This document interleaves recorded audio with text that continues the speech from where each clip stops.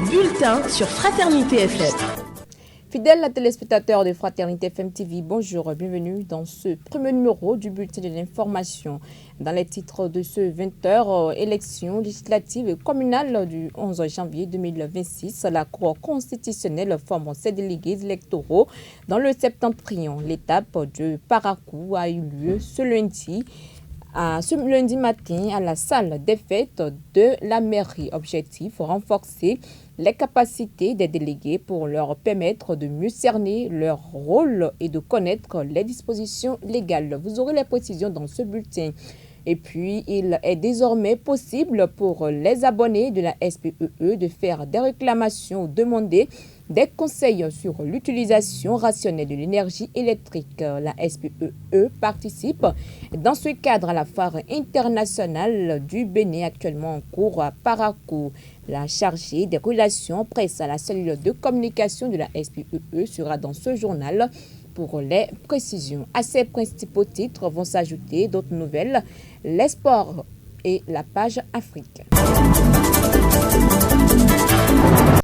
Bienvenue à chacun et à tous. La Société béninoise d'énergie électrique SPEE renforce sa proximité avec sa clientèle. À l'occasion de la foire de Parakou, elle a installé un stand d'information et de services afin de répondre aux préoccupations de ses abonnés. Facturation, abonnement, réclamation, conseils sur l'utilisation rationnelle de l'énergie électrique ou encore des informations sur les offres et innovations de la société. Une gamme variée de services est proposée aux visiteurs tout au long de la foire. Pour la chargée des relations presse à la cellule de communication de la SPEE, cette initiative vise à rapprocher davantage l'entreprise de ses usagers et améliorer la qualité du service public de l'électricité. Sandra Huiton. Je suis sur le stand de la SBE à la foire de Parakou et j'ai le plaisir de vous informer que la SBE participe à la foire depuis le 10 décembre passé et je vous invite chaleureusement à venir découvrir son stand. Nous vous y attendons pour vous présenter nos produits, nos services et échanger avec vous et prendre en compte vos diverses préoccupations. C'est également pour nous l'occasion de vous adresser nos meilleurs vœux de santé, succès et prospérité pour la nouvelle année 2026 qui s'annonce. N'hésitez pas à venir massivement au stand VIP de la SBE, 6 à la place Tabera à Parakou. Nous serons ravis de vous accueillir. Nous profitons aussi de ce canal pour vous rappeler que la SBE dispose d'un centre d'appel joignable 7302, 24 heures sur 24, 7 jours sur 7, appel gratuit ou par message WhatsApp 01 68 52 52 53. En cette période de fête de fin d'année, les routes connaissent une forte affluence. Elles deviennent plus fréquentées pour plusieurs raisons, dont les déplacements liés aux cérémonies, la campagne cotonnière et la campagne électorale pour le compte de cette année. Autant de raisons qui font que cette période est marquée par une recrudescence des accidents de la circulation, souvent due à l'imprudence et au non-respect du code de la route. Pour prévenir ces drames, le Centre national de sécurité routière renforce ses actions de sensibilisation sur le terrain. Selon Josué Wowo, chef division contrôle routier, éducation et statistiques au CNSR Zone Nord, plusieurs dispositions ont été prises en termes de sensibilisation.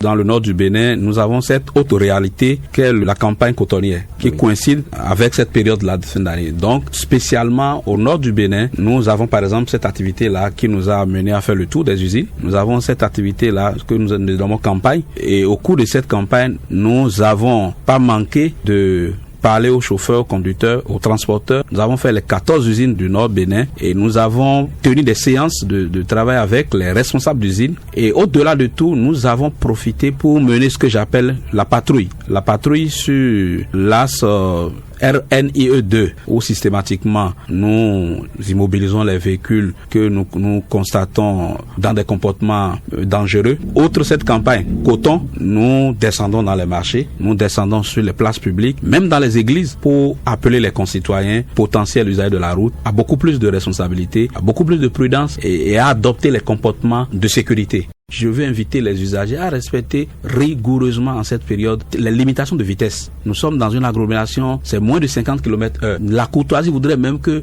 surtout en cette période-là, on peut casser la vitesse à même 30 km/h, pourquoi pas. Nous sommes d'accord toujours pour quand même passer cette période-là dans la quiétude. Donc, modérer la vitesse, le port de casque pour les deux roues et le casque de qualité, tout n'est pas permis. Et c'est ça la courtoisie. La courtoisie appelle à la patience, au respect, à tout ce qui est valeur et normes de société. L'alcool, en cette période, coule à flot et nous recommandons que celui qui détient la clé du véhicule, celui qui est au guidon, se discipline et se prive même de l'alcool. Parce que je l'ai toujours dit, l'alcool, pour moi, c'est un poison. C'est un poison, donc nous n'avons pas à en abuser. Et je ne sais pas quelle joie nous exprimons dans l'alcool. Je peux parler aussi de la surcharge. C'est des périodes où nous constatons qu'il y a tellement de surcharge. Et nos jeunes frères qui viennent du Nigeria, il y en a qui viennent du Nigeria pour les fêtes. Nous savons tous qu'ils conduisent. Donc, nous sommes appelés à être vraiment courtois vis-à-vis de tous les usagers de la route, surtout les usagers vulnérables. En plus bref, à présent, élection législative et communale de 2026 au Bénin, la Cour constitutionnelle forme ses délégués électoraux dans le septentrion à Parakou. Première étape de la tournée de formation, la séance qui réunit les délégués de Parakou Ndalé a eu lieu à l'hôtel de ville à la salle des fêtes de l'hôtel de ville et s'est déroulé en présence d'une équipe technique dépêchée par la haute juridiction. L'objectif de cette formation est de renforcer les capacités des délégués électoraux afin de leur permettre de mieux comprendre leur rôle, leurs responsabilités et dispositions légales encadrant le processus électoral. Place à présent aux nouvelles africaines.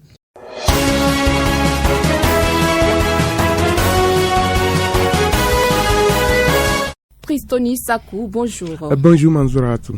En Côte d'Ivoire, les résultats quasi complets des législatives confirment l'avancée du parti présidentiel. En Côte d'Ivoire, la commission électorale indépendante a publié l'essentiel des résultats des élections législatives du 27 décembre dernier. Un scrutin marqué par la forte présence de candidats indépendants, les duels entre le rassemblement des oufouéistes pour la démocratie et la paix et le Parti démocratique de Côte d'Ivoire de l'ancien président Laurent Gbagbo.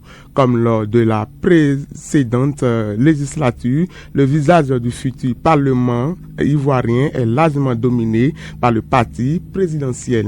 En Centrafrique, pendant ce temps, après des élections dans le calme, place au dépouillement en attendant les résultats. Alors que les Centrafricains ont participé aux élections générales dimanche 28 décembre, le dépouillement a débuté à l'heure convenue dans la majorité des bureaux de vote.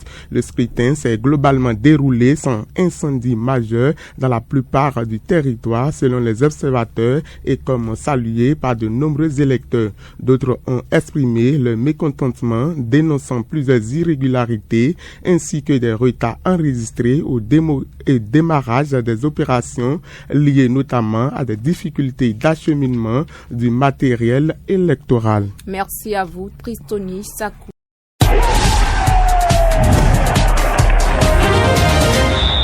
Epiphane Chabi, bonjour. Bonjour, Massourat. Cannes 2025, le Bénin privé d'un cadre face au Sénégal. Oui, c'est une information qui vient donc de tomber à la veille de son dernier match de groupe contre le Sénégal prévu ce mardi 30 décembre 2025 à Tanger. La sélection béninoise devra composer sans l'un des milieux de terrain clés et il s'agit donc de Cécile Almeida qui a été touché musculairement. Il est donc forfait pour cette rencontre. L'information a été donc confirmé par le sélectionneur béninois Guy Notro à la faveur donc de la conférence de presse d'avant-match qu'il a animée. Soucieux de préserver son staff, il faut dire le staff technique a choisi de ne prendre donc aucun risque. Cette absence contraint donc les guépards du Bénin à ajuster leur organisation en milieu face à une équipe sénégalaise réputée pour son impact physique.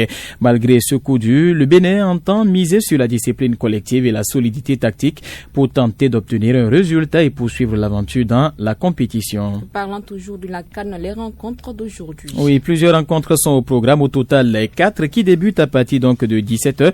On suivra simultanément Zimbabwe, Afrique du Sud et puis Angola, Égypte. En cas donc d'une victoire face aux Égyptiens, les Angolais auront l'occasion de se qualifier. L'Afrique du Sud également va essayer donc de composter son billet pour les 8e de finale en cas de victoire. Le Comore pendant ce temps sera face au Mali. Obligation donc de résultat pour les Maliens afin d'espérer se qualifier pour les 8e de finale. Le Maroc, en cas donc d'un match nul, aura l'occasion de se qualifier pour la suite de la compétition, mais le pays organisateur voudra donc rassurer face aux Zambiens et également face à leur public. Les rencontres, je rappelle bien sûr, à 17h, 2 rencontres, Zimbabwe, Afrique du Sud, Angola, Égypte et puis Comore, Mali, Zambie, Maroc à 20h. Merci à vous, Epiphane Chad. Ainsi s'achève ce numéro du bulletin de l'information. Merci de l'avoir suivi.